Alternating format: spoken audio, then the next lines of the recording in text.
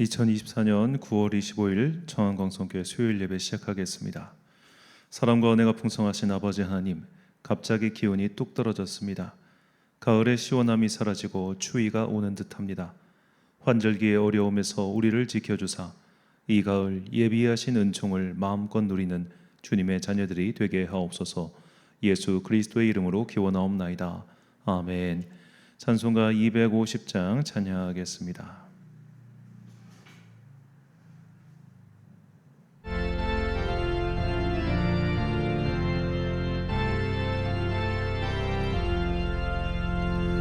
구주의 십자가 보혈로 죄 씻음 받기를 원하네.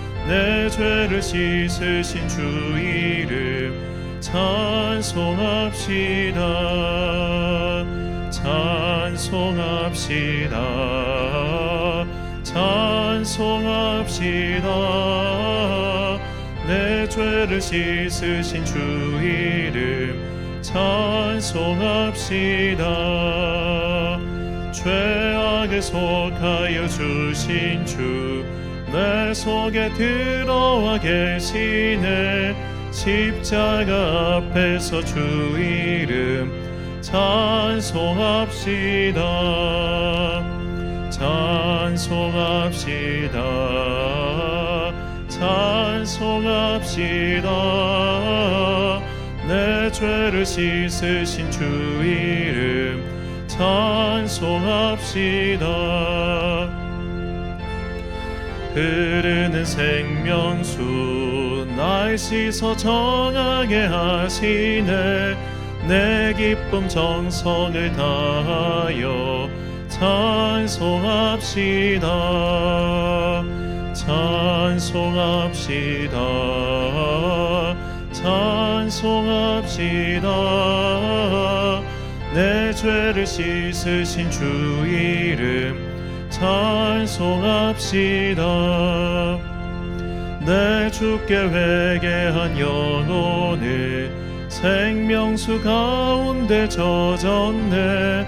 흠없고 순전한 주 이름 찬송합시다. 찬송합시다. 찬송합시다. 내 죄를 씻으신 주 이름 찬송합시다.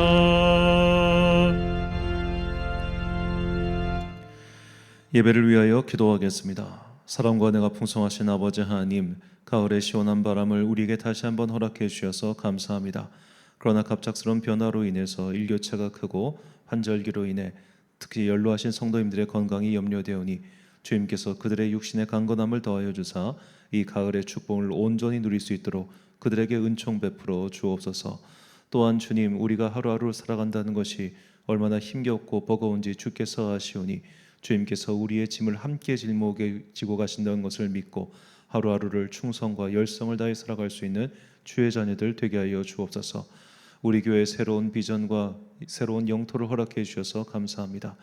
이제 새롭게 현재 처소에 들어올 사람들도 결정되었고 또 새롭게 그곳에서 어떻게 예배를 드려야 할지 인테리어를 구상하고 계획하고 있습니다.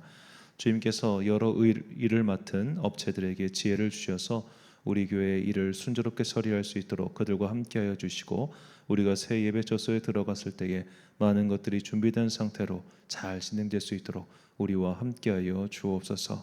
함께하는 모든 성도님들에게 복과 은혜 내려주시고 하루하루의 삶에 치여서 생명과 은혜를 잃어가지 아니하도록 주님 그들의 손을 붙잡아 주옵소서. 인생에 여러 가지 어려운 문제가 생길 때마다 주님께서 그들에게 그곳에서 벗어날 수 있는 지혜와 능력 더하여 주시기를 간절히 소망하오며 이 모든 말씀 우리와 함께 하시는 거룩하신 예수 그리스도의 이름으로 기도드립니다. 아멘. 오늘 우리에게 주시는 하나님의 말씀 요한복음 8장 3절부터 9절까지 말씀입니다. 요한복음 8장 3절부터 9절까지의 말씀. 저와 함께 한 절씩 교독하시겠습니다. 서기관들과 바리새인들이 음행 중에 잡힌 여자를 끌고 와서 가운데에 세우고 예수께 말하되 선생이여 이 여자가 간음하다가 현장에서 잡혔나이다. 모세는 율법에 이러한 여자를 돌로 치라 명하였거니와 선생은 어떻게 말하겠나이까. 그들이 이렇게 말함은 고발할 조건을 얻고자 하여 예수를 시험함이러라. 예수께서 몸을 굽히사 손가락으로 땅에 쓰시니 그들이 묻기를 맞이 아니하는지라. 이에 일어나 이르시되 너희 중에 죄 없는 자가 먼저 돌로 치라 하시고 다시 몸을 굽혀 손가락으로 땅에 쓰시니 함께 있습니다. 그들이 이 말씀을 듣고 양심의 가책을 느껴 어른으로 시작하여 젊은이까지 하나씩 하나씩 나가고 오직 예수와 그 가운데 섰는 여자만 남았더라. 아멘. 선택적 정의로움에 돌을 던지자라는 제목으로 하나님의 말씀 선포하겠습니다. 설교를 할 때 어쩔 수 없지만 필연적으로 남의 이야기를 하게 됩니다. 세상살이 이야기, 사회 이야기, 정치 이야기 등등이죠. 이것은 우리 모두의 이야기이긴 하지만 결과적으로 남의 이야기가 자꾸만 언급되는 것을 피하기가 어렵습니다. 저는 될 수 있는 한 다른 사람의 이야기, 특별히 실명이 거론될 때는 그에 관해 좋은 것들만 실명을 거론하고 좋지 않은 것들에 대해서는 실명을 거론하지 않으려고 노력하는 편입니다. 왜냐하면 지금은 좋지 않아 보이는 것들이 나중에 어떻게 될지를 우리가 정확하게 알 수 없기 때문입니다. 그래서 논란이 있거나 혹은 필연적으로 그 이야기를 듣는 사람들이 마음이 좀 거리끼리지 않을까 해가지고 항상 이름을 말할 때는 주의하고 있습니다. 특별히 이제 설교를 항상 유튜브에 올린다고 하는 것은 제 지나간 말들이 하나의 텍스트가 돼가지고 박제된다는 것을 뜻합니다. 그러니까 과거에 우리가 교회들은 매주일 주일 설교를 녹음하거나 그러지 않았잖아요. 그러다 보니까 강대상에서 말들이 되게 쉽게 나오는 것들이 많았는데 지금은 그런 것들이 다 기록이 되고 박제가 됩니다. 그래서 수년이 지났을 때 과거에 제가 했던 발언들이 문제가 될 수도 있고 또 그런 것들의 실수로 남을 수도 있어서 될 수 있는 한 다른 사람 이야기를 할 때 안 좋은 이야기는 실명을 거론하지 않는 편입니다. 그래서 옛날에 글을 잘 쓰는 사람들, 현명한 사람들은 이렇게 사회의 어떤 문제점을 지적하거나 할 때 우화를 만들어서 했던 거예요. 이솝 우화도 그렇고 각종 신화의 이야기들은 결국 그 당시에 실명을 거론하기 힘든 사람들, 그런 것들을 빗대어서 요리조리 꽈가지고 이야기한 것이죠. 우리가 사사기에 보면 또 사사기에도 그런 이야기가 나오지 않습니까? 자, 제가 그렇게 수준 높은 글쓰기를 할 수 있는 사람이라면 그렇게 우화로 빗대어서 말씀을 드릴 텐데 또 그러지 못하는 점은 저도 좀 아쉽게 생각합니다. 자, 어제 우리 교단 총회가 열렸습니다. 총회가 열렸는데 행사의 식순을 맡은 한 목사님과 관련해서 얼마 전에 좀 이제 뉴스에 나는 그런 일이 있었습니다. 그 목사님 어떤 개인적인 문제 때문에 되게 시끄러웠어요. 그때 그 행사장에 모였던 총대라고 하는데 1,400명의 목사와 장로들 중에 꽤 많은 사람들이 그 문제가 문제가 있다고 뉴스에 알려진 그 목사님이 강대상에 오르자 내려와 내려와 하고 소리를 치는 거예요. 그래도 이제 식순상 그분이 꼭 필요했기 때문에 이제 그분이 결국 올라와서 이제 화면에 잡혔는데, 그러니까 요새는 이게 교단 총회가 다 유튜브로 실시간 방송을 하더라고요. 좋은 것도 있지만 전 좀 지양해야 된다고 생각을 하는데, 여하튼 그분이 올랐는데 얼굴이 반쪽이 된 거예요. 그 몇 달 사이에 건강이 상하고 얼굴도 반쪽이 되고 이분은 막 명예와 모든 걸 다 잃어버렸어요. 그렇게 해서 결국 핵식순이 끝나고 내려가는데 저는 문득 그 모습을 보면서 그 여러 가지 문제가 있다고 알려진 그 목사님을 탓하기보다는 그 순간 거기서 내려와라고 소리치던 그 참여자들의 모습이 마치 예수님을 십자가에 못 박아라라고 외치던 대제사장의 무리들처럼 그렇게 보였습니다. 왜냐하면 불과 수년 전에 이분보다 훨씬 더 큰 문제를 일으켰던 어떤 교회의 문제에 대해서는 다들 입에 지퍼를 닫듯이 침묵했기 때문입니다. 그때 총회장 내부는 그렇게 소란스럽지 않았습니다. 오히려 총회장 바깥에서 그 교회의 문제를 지적하면서 시위가 벌어졌었죠. 어제 있었던 총회에서 일어난 그 목사님의 문제는 개인적인 문제이며 무엇보다 성문화된 법으로서 금지되어 있거나 지적할 만한 그런 일은 아니었습니다. 지극히 개인 신상에 관한 일입니다. 물론 명예롭지 못한 일이고 잘했다고 옹호하는 것은 아닙니다만 여하튼 성문화된 법전으로서 지적할 수 있는 그런 사항은 아니었다는 겁니다. 무엇보다 재판이 진행된 바도 없으며 그리고 혐의가 드러난 적도 없는데도 사람들은 그저 뉴스에 올랐다는 이유로, 그리고 그런 소문이 돈다는 이유로, 그리고 그런 소문이 마치 자신들의 생각에 이것은 확실하다라는 이유로 그렇게 한 사람을 그곳에서 몰아내려고 소리를 지르고 있었죠. 반면에 그 교회의 문제는 명백하게 교단의 헌법을 어겼으며 또 그 문제에 대해서 정말로 많은 사람들이 문제를 지적하고 있었음에도 불구하고 그 당시 총회에서 총대들은 침묵을 택했습니다. 몇몇 사람들이 마이크를 잡고 발언을 하긴 했습니다만 어제처럼 집단적으로 그렇게 소리를 지르곤 하는 일들은 전혀 일어나지 않았습니다. 저는 그 두 사건을 비교해서 보면서 이런 생각이 들었습니다. 어째서 사람은 개인에게는 그토록 냉혹한데 집단에게는 그토록 관대한 것일까요? 결국 이것은 사람이 강약 약강이라는 것을 보여주는 사건이라는 생각이 들었습니다. 강한 집단, 즉 그 교회는 우리 교단 내에서 가장 돈이 많은 교회이고, 그리고 그 교회가 총회에 내는 비용은 상상을 초월합니다. 상상 초월이라고 해서 한 연간 10억 정도밖에 되지 않아요. 10억이 상상 초월한 돈은 아니지.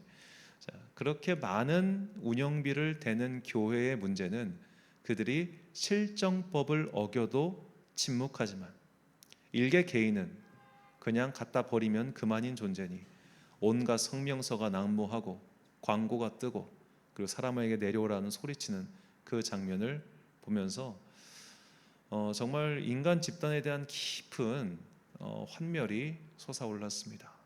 왜 우리는 이렇게 확실하지도 않은 일을, 더구나 그 일이 개인에게 한정되었을 때 그토록 냉혹하게 몰아붙이는 것일까요?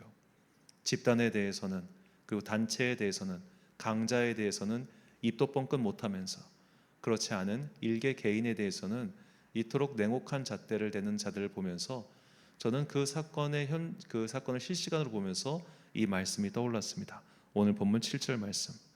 그들이 묻기를 맞이 아니하는지라 이에 일어나 이르시되 너희 중에 죄 없는 자가 먼저 돌로 치라. 죄 없는 자가 돌로 몰로 치라. 제가 설교 때 많이 말씀드렸지만 저는 인터넷에서 활동하는 도덕주의자들의 행동을 좋아하지 않습니다. 뭔가 사건이 터지면 득달같이 달려서 댓글을 달고 영상을 만들고 그런 걸로 수익을 올리려고 하는 모든 자들의 행동에 대해서 잘못되었다고 단호하게 말씀을 드립니다. 왜냐하면 사정을 모르잖아요. 그렇게 모르는 일 때문에 얼마나 많은 일들이 벌어지고 있는지 우리는 이미 알고 있지 않습니까? 제가 가을이 되면 항상 생각나는 노래가 있습니다. 최백호 선생이 발표한 내 마음 갈 곳을 잃어라고 하는 유행가입니다. 자, 이 유행가의 가사는 제가 몇 번 말씀을 드렸었는데 딱 들으면은 왠지 연인 사이에 이 헤어짐을 아쉬워하는 그런 슬픈 이별 노래처럼 들립니다. 그러나 사실 이 노래는 최백호 선생이 그의 나이가 20살 때 어머니가 돌아가셨는데 이 어머니가 돌아가신 것이 너무 슬퍼서 지었던 절절한 사모곡이에요. 자, 이 최백호 선생의 아버지는 국회의원이었는데 이 최백호 선생이 태어난 지 5개월 만에 돌아가셨습니다. 그 당시 최백호 선생의 이제 부친의 아버지, 즉 친가 쪽 할아버지는 부산 지역의 유지였어요. 그런데 자기 아들이 손자 태어난 지 5개월 만에 죽자 내 손자는 지 애비 잡아먹고 태어난 놈이다라고 해가지고 자기 손주와의 연을 다 끊어버립니다. 그러니까 어머니가 제가 알기로는 최백호 선생이 누나가 두 분이 계시던가 할 텐데 딸둘 아들 하나를 행상을 하면서 어렵게 키운 거예요. 자, 제가 알기로는 또 그분 어머니가 학교 교사였는데 그 당시 학교 교사 월급으로는 자녀 셋을 키울 수가 없어가지고 장사를 하면서 돈을 벌었다고 합니다.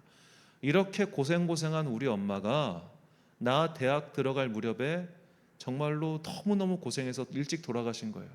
가슴이 너무 아파서 노래를 쓴 게 이 노래입니다. 자, 우리가 일개 유행가도 노래의 배경을 듣고 나면 노래가 달리 들리기 시작합니다.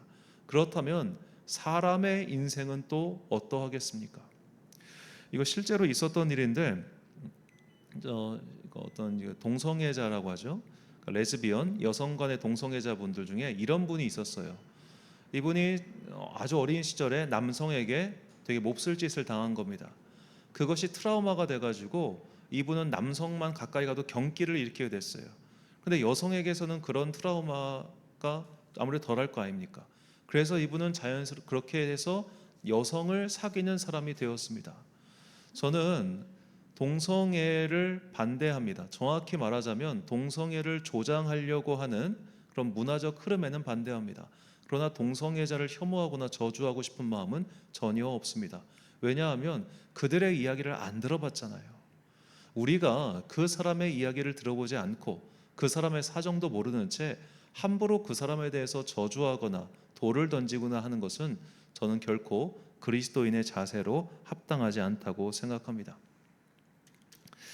자, 예수님께서는 당신의 행동을 가리켜서 야, 저 예수 하는 것 보니까 저런 기적은 바알세불, 즉 바알의 힘을 빌리지 않고서는 불가능해라고 비난하는 바리새인들에 대해서, 그리고 예수님께 제자들에게 이렇게 말씀하셨습니다. 마태복음 10장 25절과 26절 말씀. 제자가 그 선생 같고 종이 그 상전 같으면 좋하도다. 집주인을 바알세불이라 하였거든 하물며 그 집 사람들이라. 그런즉 그들을 두려워하지 말라. 감추인 것이 드러나지 않을 것이 없고 숨은 것이 알려지지 않을 것이 없느니라. 아멘. 사람들의 마음은 만만한 사람을 물어뜯습니다. 예수님은 만만해 보였습니다. 그래서 바리새인들이 물어뜯었습니다. 쟤는 북쪽 가난한 갈릴리 지방 출신이야. 갈릴리에서도 가난한 동네 나사렛 출신이래. 저런 녀석이 뭘 알겠어? 그런데 저 녀석을 통해서 뭔가 신비한 일이 일어나네. 그러니까 저거는 마귀의 짓거리야 라고 비난합니다. 그러니까 그 마귀와 함께하고 있는 그의 제자들도 모두 다 비슷비슷한 부류들일 거야 라고 비난하죠. 이것이 주류의 시각이었습니다. 오늘날도 마찬가지입니다. 이런 주류의 사람들에 의해서 희생당하고 핍박당하는 사람들 정말 많습니다. 최근에 우리나라에서 이단에 관련돼서 가장 유명하신 어느 목사님께서 한 연예인의 행동에 대해서 영상을 올리신 것을 제가 봤습니다. 저도 그 연예인에 대한 책, 그 연예인이 간증집처럼 낸 책에 대해서 소개한 적이 있었죠. 자, 그 연예인은 그렇게 자기가 성경을 읽고 회심해서 그리스도인이 되었다고 어딜 가나 이야기를 합니다. 그런데 그 연예인에 대해서 항상 뒤에 꼬리표처럼 따라다니는 말이 있습니다. 제 구원파래, 제 이단이래. 쟤네 부모가 뭐 구원파 누구랑 밥 먹은 거 내가 봤어. 저 부인이 어느 구원파 뭐 목사 딸이래. 이런 식으로 온갖 말들이 나와요. 자, 그래서 사람들은 항상 그에 대해서 이상한 우리 같은 교회 사람들이 실눈캐를 뜨고 바라보고 있습니다. 그러다가 그 이단에 박식한 이분이 그에 대해 영상을 올렸길래 제가 봤어요.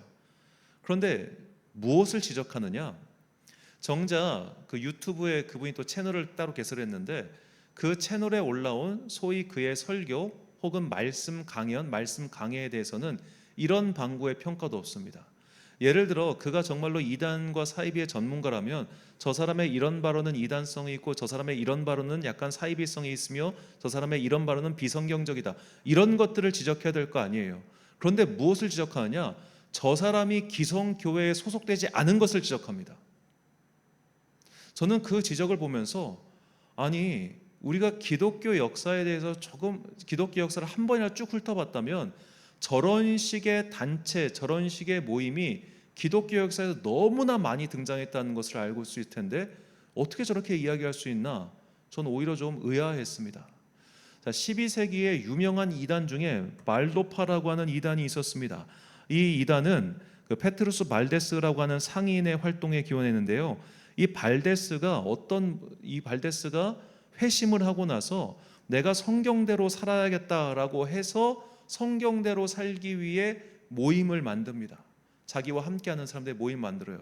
그리고 리옹의 주교한테 허락을 구합니다. 내가 이렇게 모임이 있는데 요즘으로 치면은 교회를 개척한 거예요. 교회를 개척했는데 그 이제 교단을 찾아가 가지고 여차여차해서 우리가 교회가 됐는데 우리 교회 좀 인정을 해줘라고 부탁을 한 겁니다. 근데 리옹의 사제가 그걸 거절해요. 너는 제대로 수사를 안 했잖아. 너는 정식으로 교육을 안 받았잖아. 너 같은 애가 설교하면 안 돼. 라고 해가지고 리옹에서 그래서 이 사람이 프랑스 남부에 모여가지고 비밀리에 비밀이라고 할 것도 없어요. 그렇게 모여가지고 예배드리고 설교하고 그리고 봉사하고 이렇게 살았어요. 그런데 이 사람들을 이단으로 몰아붙여가지고 이단 신문관들이 가서 엄청나게 핍박합니다. 그런데 정작 이 사람들은 대중들한테 인기가 많았어요. 왜?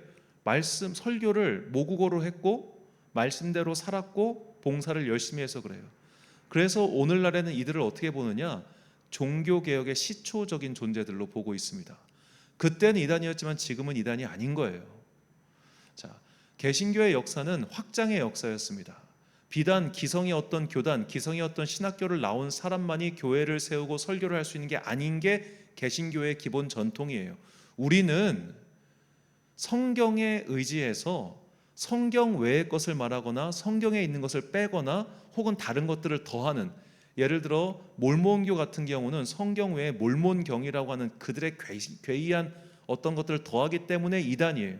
그런데 그런 것이 여호와의 증인도 마찬가지고 그런 것들이 더해지지 않은 상태에서는 기성교회 없어도 되고요, 기성교단 없어도 됩니다. 이거는 개신교의 역사가 그렇습니다. 그런데 그런 것들도 모른 채 그저 당신의 소속이 불명확하니까, 당신은 기성교회를 다니지 않으니까 너는 구원파가 아니니? 라고 말하는 건 아무런 물증도 없고 증거도 없고 실시업 내용상의 문제도 없는데도 그렇게 댓글을 달고 하는 거예요. 저는 그런 걸 볼 때마다 답답해 돌아버릴 것 같아요. 왜 그럴까요?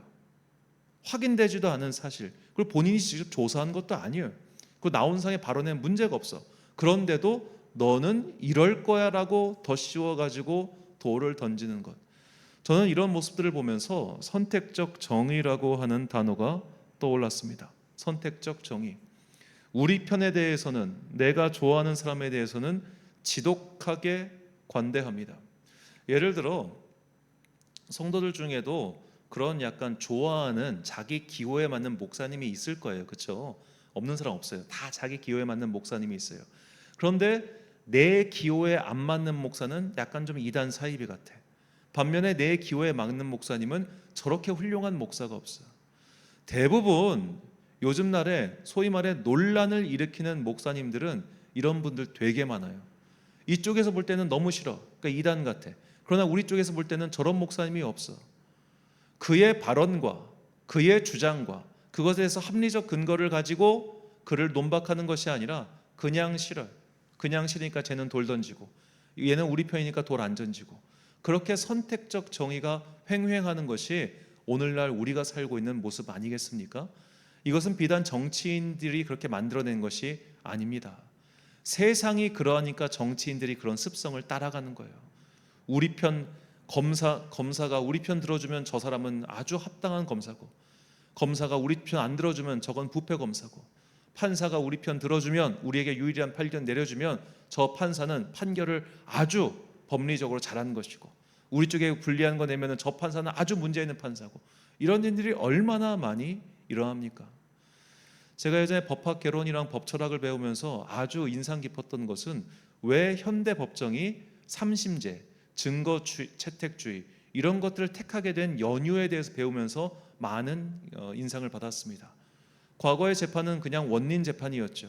심증적으로 문제가 있으면 감옥 가둬버리고, 모은 사람들이 모여가지고 돌 던지면 죽여버리고, 그렇게 그런 식으로 중세 마녀사냥부터 시작해서 이 중세 근대까지 법정이라는 것이 너무나 지멋대로였단 말이에요. 그래서 오늘날 삼심제도가 만들어지고 증거채택주의가 만들어지고, 예를 들어 내가 당사자의 허락을 구하지 않고 녹음을 했을 경우 그 녹음은 증거 능력이 없습니다. 왜 그랬을까요? 하도 도청이나 이런 것 때문에 이 인권의 보호가 덜하다 보니까 그게 법이 보호하는 쪽으로 간 거예요. 한 생명에 대해서, 한 인생에 대해서 판결을 내리는 건 쉽지만 그 판결을 복구하는 방법이 없기 때문에 최대한 신중하게 그렇게 하는 겁니다. 그런데 우리는 그런 것들도 모른 채 왜 이렇게 빨리 안 해? 왜 이렇게 너는 증인을 많이 채택해? 왜 이렇게 재판을 지연시켜? 라고 하면서 온갖 일들이 벌어지지 않습니까? 근대 법률이라고 하는 것은 그런 여러 가지 희생과 실패를 통해서 인류가 채택한 지혜인 거예요. 그런 것들도 모른 채 우리가 선택적 정의에 빠져 있으면은 법이 정한 바도 이루어지지 않은 채 그저 의혹과 그리고 내 편이 아니라는 이유만으로 누군가에게 돌을 던지고 누군가는 숨겨주는 그런 일이 벌어지지 않겠습니까? 오늘 본문도 보십시오. 가늠한 여인이 붙잡혔습니다. 그런데 그 여인의 상대방은 어디로 갔습니까? 그리고 뭐 우리나라 드라마에서 나온, 아니 실제로 벌어진 일이기도 하지만, 예를 들어 그 여인은 결혼을 안 했어요. 그런데 상대방 남자가 결혼했는지 아닌지 어떻게 알아요? 그 남자가 자기 총각인 것 마냥 속였을 수도 있잖아요. 우리는 그 사정을 몰라요. 그리고 거기를 덮친 사람들도 그 사정을 모를 수 있어요. 단지 그 여자만 붙잡아다가 돌로 쳐 죽이려고 하는 겁니다. 우리가 이렇게 선택적 정의로움을 가지고 누군가를 쉽게 비난하고 쉽게 돌 던지는 습성이 있는 것, 그거 굉장히 주의해야 되는 겁니다. 그래서 우리는 함부로 남의 이야기 하지 말아야 됩니다. 더군다나 함부로 남에게 돌도 던지지 말아야 됩니다. 차라리 그 돌로 자기의 머리를 후려치십시오. 그래서 내가 돌 맞고 내가 정신 차려서 내가 바른 길로 가는 게 낫지, 애매한 사람에게 돌 던져가지고 그에게 지울 수 없는 상처를 남긴다면 그것이 그에게 또한 죄가 될지, 하나님께서 그것을 어떻게 평가하실지 우리가 어찌할 수 있겠습니까? 그래서 요한 1서에서 사도 요한이 말한 바, 우리가 이 말을 기억하고 함부로 남을 평가하거나 돌을 던지는 그런 우를 범하지 않기를 소망합니다. 요한 1서 5장 16절부터 17절 말씀 함께 읽겠습니다. 시작. 누구든지 형제가 사망에 이르지 아니하는 죄 범하는 것을 보거든 구하라. 그리하면 사망에 이르지 아니하는 범죄자들을 위하여 그에게 생명을 주시리라. 사망에 이르는 죄가 있으니 이에 관하여 나는 구하라 하지 않노라. 모든 불의가 죄로 돼 사망에 이르지 아니하는 죄도 있도다. 아멘. 자, 성경이 말하는 사망에 이르는 죄, 즉 용서받지 못할 죄는 딱 하나뿐입니다. 배교의 죄입니다. 배교의 죄. 히브리서에 딱 한 번 나와요. 한 번 은혜를 경험하고도 주님을 등져서 다른 곳으로 간 사람, 그 사람은 용서를 못 받는다는 거예요. 왜냐? 용서를 구해야 될 주체이신 주님께로 돌아오지 않잖아요. 용서는 우리가 하는 게 아니에요. 주님께서 하시는 거예요. 그런데 그 주님께 용서를 구하지 않고 다른 데로 가버려? 그러니까 그런 죄는 용서받을 수가 없는 거지.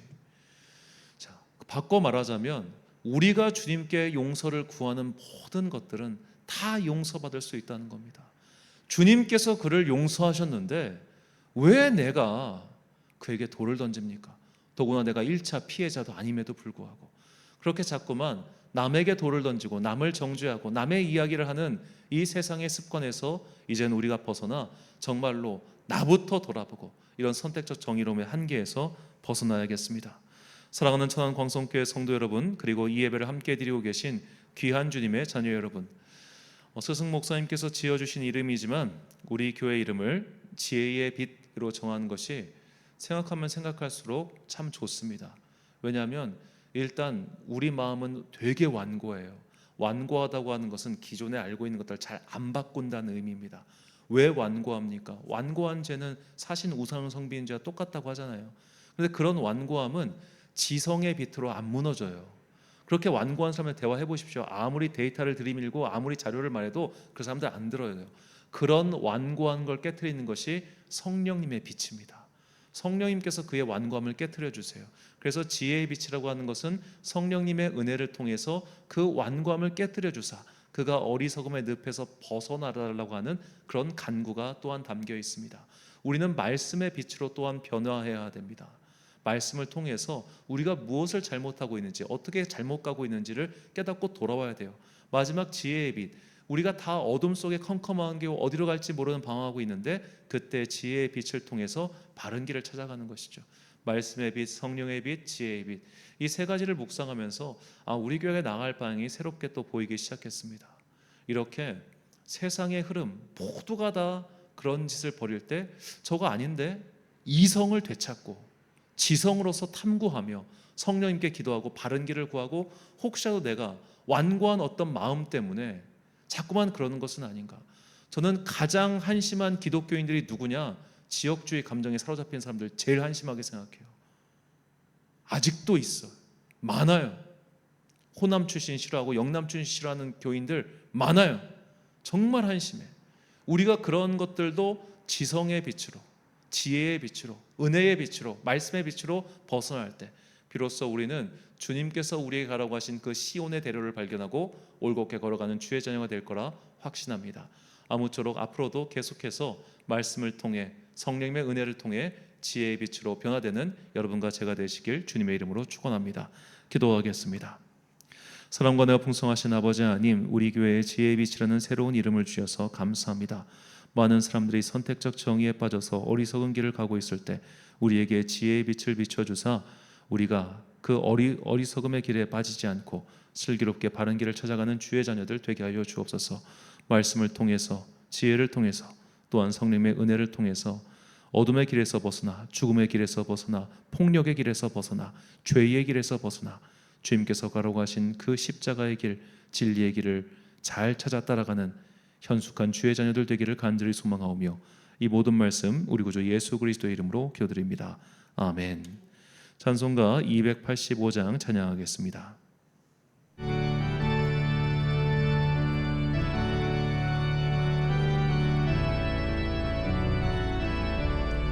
주의 말씀 받은 그날 참 기쁘고 복되도다.